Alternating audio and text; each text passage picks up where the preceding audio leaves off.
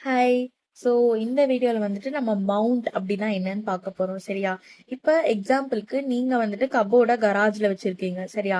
இப்ப நீங்க ரூம்ல இருக்கீங்க. இப்ப ரூம்ல இருந்து உங்களால அந்த கப்போர்ட வந்து ஆக்சஸ் பண்ண முடியுமா? முடியாதுல்ல. ஸோ நீங்க என்ன பண்ணுவீங்க? அந்த கப்போர்ட எடுத்துட்டு வந்து உங்க ரூம்ல வச்சிருப்பீங்க. அப்ப உங்களால ஆக்சஸ் பண்ண முடியும். ஸோ லினக்ஸ்லயுமே அதேதான். அந்த கமாண்ட் என்ன அப்படின்னா மவுண்ட் /dev/sda1 ஓகேவா? அது என்ன பார்ட்டிஷன் அப்படின்னு கொடுத்துட்டு /data அப்படின்னு கொடுக்குறோம்னா இப்ப நம்ம என்ன மவுண்ட் பண்ண போறோமோ அதோட பேரு /dataன்னு எக்ஸாம்பிளுக்கு வச்சுக்கலாம். ஓகேவா? ஸோ இதுதான் அந்த ஃபுல் கமாண்ட்.